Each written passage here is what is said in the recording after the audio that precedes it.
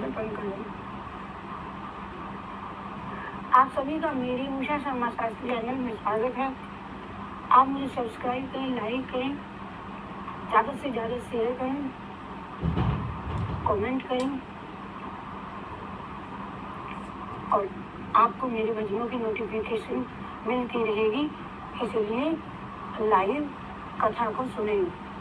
ये हमारी कथा गर्ग संहिता, श्री गर्ग संहिता कृष्ण कथा कथामृत प्रद्युम्न कथा चल रही है और इस अध्याय में बोली जय श्री कृष्णचंद्र भगवान की जय।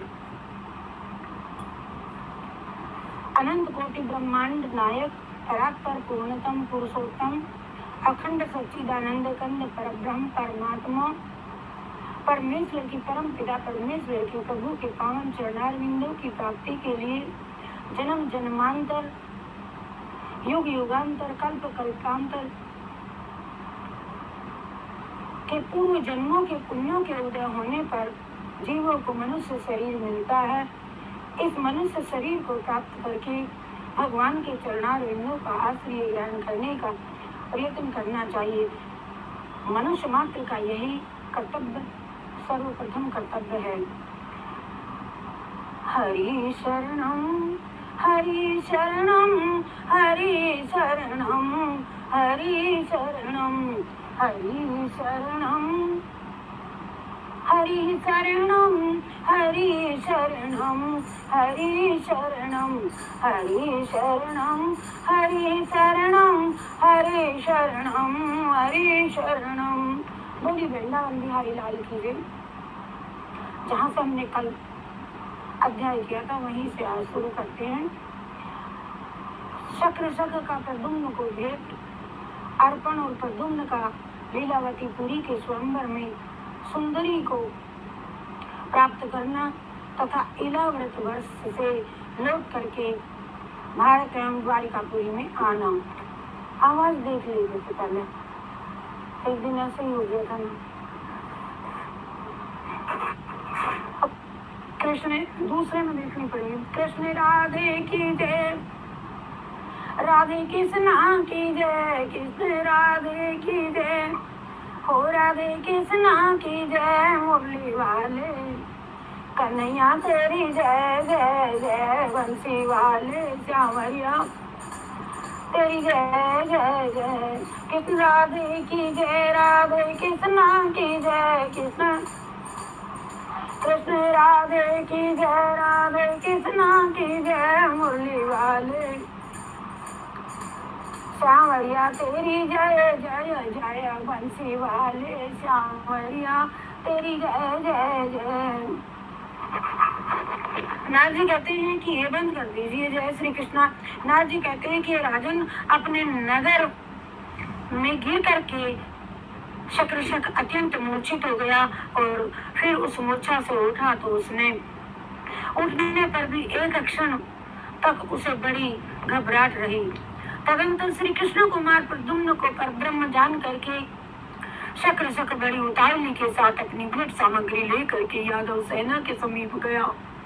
ऐरावत कुल में उत्पन्न हुए 3 सूंड और 4 दांत वाले श्वेत रंग के 1000 मध्यवर्षी हाथी स्वर्णगिरी पर उत्पन्न हुए 2 योजन विस्तृत शरीर वाले तथा दिग्गजों के समान उन्मत्त पर्वताकार 1 करोड़ हाथी, जिनके मुख दिव्य थे और जिनकी गति भी दिव्य थी, करोड़ों की संख्या में उपस्थित किए गए। राजन इन सब के साथ सोने के बने हुए उत्तम दिव्य रथ भी थे, जिनकी संख्या 100 अरब थी।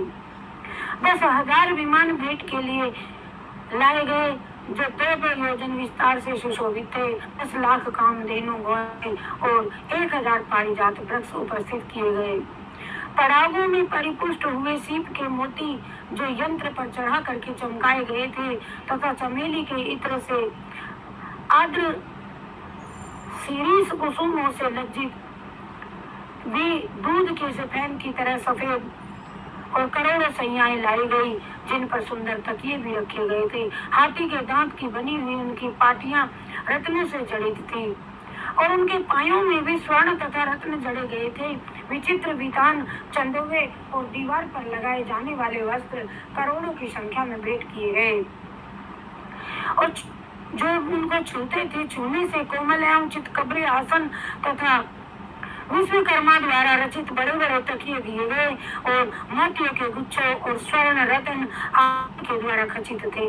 वे सब सहस्त्रों की संख्या में थे। हजारों पर्दे, करोड़ों पालकियां, छत्र चमर और दिव्य सिंहासनों से के साथ करोड़ों व्यंजन जो राम के राज्य के लक्ष्मी के विभूषण थे प्रस्तुत किए गए। कोटि द्रोण, अमृत, सुधर्मा तथा सर्वतोभद्र मंडल, सहस्त्र दल, कमल, हीरे, पन्ने और मोती दिए गए और कोटि कोटि भार के गांव में नीलम और सहस्त्रों भार सूर्यकांत, चंद्रकांत और वैडूर्य मणियों के थे।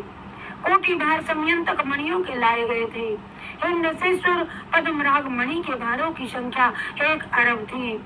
जम्बूनद स्वर्ण हाटक स्वर्ण तथा स्वर्णगिरी से प्रातः किए हुए प्राप्त स्वर्णों के भी कोटि कोटि भार प्रस्तुत किए गए।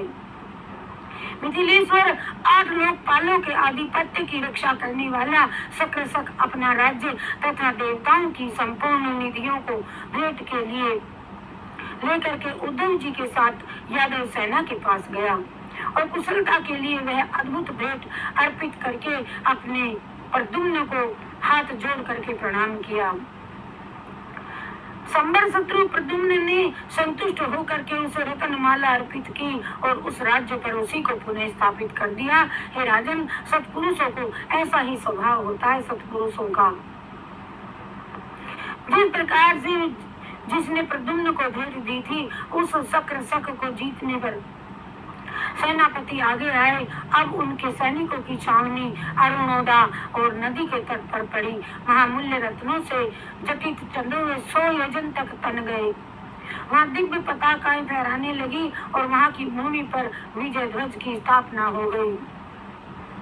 उन ध्वजा पताकाओं के कारण वह शिविर समूह उत्ताल तरंगों से युक्त महासागर की भांति शोभा पाने लगा। हे राजन, उसी समय आकाश से ऐरावत पर चढ़े हुए देवराज इंद्र सहसा सेना सहित वहां उतर आए। देवताओं की दुंदुभियां भी उसके साथ साथ उनके बजती आई और यह देख संपूर्ण यादव वीरों ने बड़े वेग से अपने अस्त्र शस्त्र उठा लिए। उन्हें देवराज इंद्र को पहचान करके समस्त नरेश बड़े प्रसन्न हुए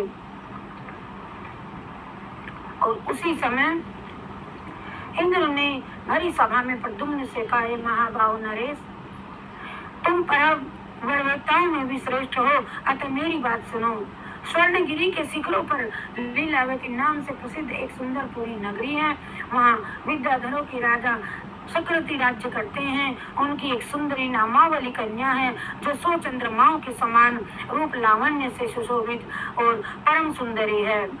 राजन, उसके स्वयंवर में समस्त लोकपाल और देवता दिव्य रूप धारण करके आए हैं, किंतु वह राजकन्या कहती है कि जिसको देख करके मैं मूर्छित हो जाऊंगी और वही मेरा पति बनेगा।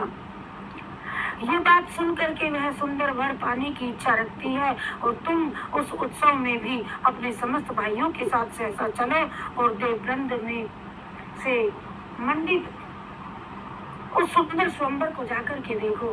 नारजी कहते हैं, राजन, ये सुनकर के भगवान प्रद्युम्न अपने यदुवंशी भाइयों के सहित देवेंद्र के साथ सहसा लीलावती पुरी में गए। जहाँ स्वयंवर हो रहा था वहाँ का प्रांगण बड़ा विशाल था। जड़े गए रत्नों के कारण उनकी मनोहरता बढ़ी रह गई थी और उस स्थान पर चंदन, अगर, कस्तूरी और केसर के द्रव्य का छिड़काव किया गया था। मोती की बंधनवारों, बहुमूल्य वितानों और जम्बूनद स्वर्ण के आसनों से वह वितानों और जम्बूनद स्वयंवर भवन साक्षात दूसरे इंद्रलोक के जैसा शोभा पाता था। हे नशेश्वर प्रद्युम्न, उस स्वयंवर में गए हुए सिंह जैसे किसी पर्वत के शिखर पर बैठता है, उसी प्रकार सबके देखते देखते एक दिव्य आसन पर विराजमान हुए। मैथिल वहाँ जितने प्रजापति मुनि देवता रुद्रगण मरुद्रगण आदित्यगण वसुगण अग्नि दोनों अश्वनी कुमार यम वरुण सोम कुबेर इंद्र सिद्ध विद्याधर गंधर्व देव थे। उन्होंने प्रद्युम्न को आया देख अपने विवाह की होड़ छोड़ दी। इसी समय सुंदरी हाथ में रतन माला लिए अपने रूप लावण्य से रति और रंभा को भी तिरस्कृत करती हुई निकली। वह बरांगी अंगना सरस्वती लक्ष्मी तथा रूपवती सची की विडंबना करती सी जान पड़ती थी। मैथिली जिसे देख करके सब ओर से समस्त सभा सद मोह को प्राप्त हो गए और वे लक्ष्मी के समान राजकुमारी सुंदरी सब लोगों के सामने अपने लिए योग्य वर की इस प्रकार खोज करने लगी मानो चपलता नूतन जलधर को ढूंढ रही हो। दिव्यांबरधारी तथा फुल्ल कमल दल के समान विशाल लोचन वाले नरलोक सुंदर वीर प्रद्युम्न के पास पहुंच करके वह सुंदरी विद्याधरी मूर्छित हो गई और फिर थोड़ी सी देर में उसे चेत हुआ। वह तब उठी और आनंद विभोर होकर के प्रद्युम्न के गले में सुंदर माला डाल करके खड़ी रह गई। मिथिलेश्वर विद्याधर के राजा सुकृति ने अपनी पुत्री सुंदरी को प्रद्युम्न के हाथ में दे दिया। सब और मांगलिक वाद्य बज उठे, किंतु उस वैवाहिक मंगल को देख करके देवता लोग सहन न कर सके। उन लोगों ने उस सौंदर्य को चारों ओर से उसी प्रकार घेर लिया जैसे प्रचंड मेघों के सूर्य देव को आच्छादित कर लिया हो। उन देवताओं को क्रोध के वशीभूत हो धनुष उठाए और